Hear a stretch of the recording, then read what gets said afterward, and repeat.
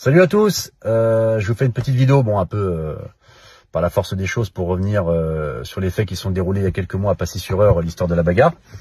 Avant de commencer la vidéo, je tiens à présenter mes excuses au tribunal d'Évreux et à la justice française parce que j'étais convoqué aujourd'hui. Et c'est une faute d'inattention, moi j'étais persuadé que c'était mercredi 25, je l'ai mis sur mon frigo, dans mon calendrier, dans mon téléphone, donc c'est une faute d'inattention. Et je m'excuse par rapport à ça, c'était pas une volonté de ma part. Donc je m'excuse auprès de la justice par rapport à ça. J'étais pas en fuite, hein, j'étais à Évreux.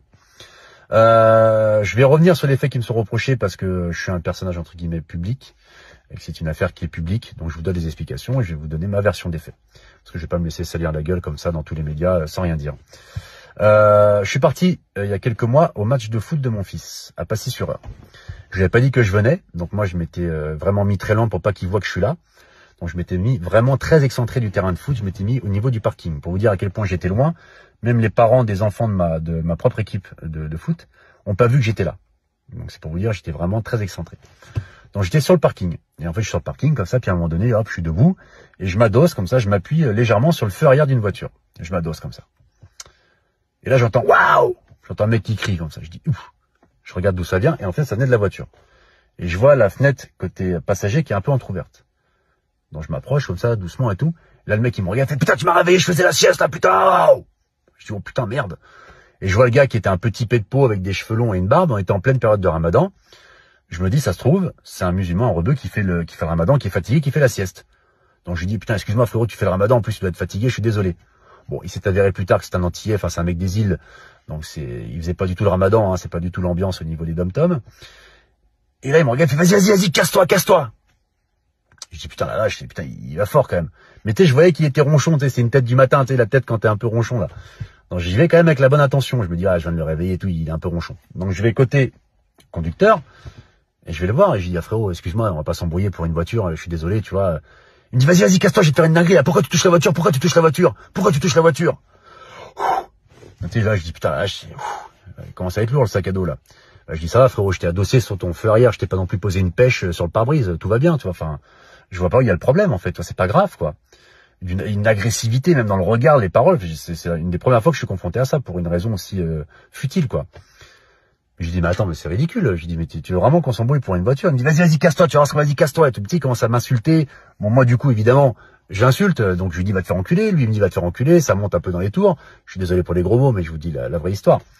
Commence à insulter, je lui dis, écoute frérot, là t'es pas ouvert au dialogue, tu m'insultes, t'es machin, t'es belliqueux. Je lui dis, à un moment donné, bon, si t'as un problème, tu sors de la voiture, on se bagarre, on est des hommes, quoi. Si t'as un problème, on va s'expliquer, quoi. Tu vas voir ce qu'on va te faire. Puis il avait la fenêtre un peu entrouverte, pareil, il se rapproche du carreau, il gaze et tout. Mais je lui dis, mais sors de la voiture, c'est un problème. Là, il commence à s'exciter dans sa voiture, il s'excite, toi, quand je me rapproche du carreau. Il ouvre la porte, bam, t'as comme ça. Il sort vite de la voiture. Il sort de la voiture, gros coup, comme ça, costaud. Je dis, oh là là. Il sort de la voiture, je dis, hey. Il sort, boum, il m'attrape le cou comme ça. Tout de suite, il sort vite, agressif, et il m'attrape le cou comme ça. D'ailleurs, j'avais fait constater chez les policiers qu'ils avaient pris en photo. J'avais plein de griffures dans le cou, je saignais de l'oreille parce qu'il m'a griffé comme ça dès qu'il est sorti. À partir du moment où il m'agresse verbalement, il m'agresse physiquement, c'est l'ouverture du bal. Donc moi, qu'est-ce que je fais? J'envoie quelques pralines forcément pour me défendre, tu vois, c'est de l'autodéfense. Donc j'envoie une golden, deux golden, on se bagarre et tout, il tombe dans la voiture. Quand il tombe, d'ailleurs, il me met un chassé dans le genou au niveau du ménisque gauche que j'ai fait constater chez le médecin parce que j'ai pris les ITT moi aussi, hein. Il m'a blessé le genou. Et moi, je le maintiens et tout dans la voiture, mais comme il était un peu costaud, son corps appuyait sur le klaxon, comme ça, là. Ça appuyait sur le klaxon. Et ça commence à faire du boucan, parce qu'on était loin, mais tu sais, avec le bruit de klaxon, toi, les gens, ça commence à un peu attirer l'attention. Et je vois qu'il y a les enfants tout au loin et tout, je dis, oh là là, il y a les parents et tout, je dis, écoute, et là, je le maintiens, d'ailleurs, il le dit dans l'article, je le maintiens comme ça, je lui dis, écoute, il y a des enfants, déjà, on arrête, je dis, arrête de me casser les couilles, viens, regarde ce qu'on fait, vas-y, arrête. Je le maintiens, tu vois. Je lui dis, et moi, j'ai une intention de partir, en fait. Et quand j'ai vu que tout le monde commençait à venir et tout, ça commençait à rameuter des gens, je me dis, il faut partir, c'est un scandale, tu vois. Donc je lui dis, on arrête. Je le lâche, parce que moi, je voulais repartir à mon véhicule pour partir. Il sort de la voiture. Je dis, oula. Il arrive, gros coup, costaud et tout. Et il essaie de me frapper. Moi, je recule. Il essaie de me frapper. Il essaie de me mettre deux droites, comme ça. Il y en a une qui passe là, et la deuxième qui vient frapper là. Mais je me dis, si je me la prends, c'est extinction des feux. C'est dangereux, il fait 130 kilos. Donc moi, je me mets en garde et je lui visse une golden. Je lui mets une droite. Et là, il tombe KO. Et c'est là qu'il se fait que les ITT ont augmenté parce qu'en fait, quand il a pris le KO, ses genoux ont lâché. Comme il est un tout petit peu en surpoids, je suis désolé, hein, frérot, mais les genoux ont lâché. Tac, il est tombé KO et puis il s'est fait mal aux genoux en tombant KO. Moi, je vois qu'il tombe comme ça, je vois tout le monde qui arrive, je dis, oh là là, le cauchemar. Donc, qu'est-ce que je fais? Je pars à ma voiture et je pars, en fait. Parce que je me dis, les gens vont prendre des photos, vont filmer. Je prends ma voiture et je vais au commissariat de Passy-sur-Eure, pour leur expliquer ma version des faits. Donc, je suis parti. 20 minutes après, j'étais au commissariat. J'ai fait constater mes griffures, je leur ai raconté ma version des faits et tout ça. Mais c'est là, moi, dans cette situation, pour être très honnête, c'est de la légitime défense. Moi, il me fait passer pour un déséquilibré. Il est en train de dire dans les articles qu'il s'est mis à genoux, qu'il m'a supplié d'arrêter de le frapper, que moi j'étais là, oh non, tu mérites ta bourre. Tu vois, à un moment donné, il faut arrêter les conneries. Donc moi, je vais arriver gratuitement. Il a dit oui, je lui ai demandé gentiment de quitter mon feu arrière parce que je faisais la sieste. Et là, d'un coup, il a pété les plombs, il m'a sorti de la voiture, il m'a frappé. Donc moi, je suis un déséquilibré, moi. Moi, je suis un déséquilibré. Je suis pas connu pour faire psychiatrique, hein. Je suis très équilibré dans ma vie. Hein. Et là, les gens disent, ouais, un père de famille. Mais je suis père de famille, moi aussi. J'ai mon fils qui était à 100 mètres. C'est toi qui m'as agressé verbalement. C'est toi qui es sorti de la voiture. C'est toi qui m'as agrippé. C'est toi, quand j'ai voulu calmer le jeu, tu es revenu vers moi et t'as essayé de me mettre 2 coups de poing dans le visage. Après, c'est une bagarre d'homme. Tu vois, t'es tombé par terre. Moi, je me suis pas acharné. Je suis parti. Voilà. C'est une bagarre d'homme, mais que tu as provoqué par ton agressivité et ta mauvaise attitude. Maintenant, les gens disent, oui, dans les articles, il y a un expert en sport de combat. Je suis pas un expert en sport de combat. Je suis nul.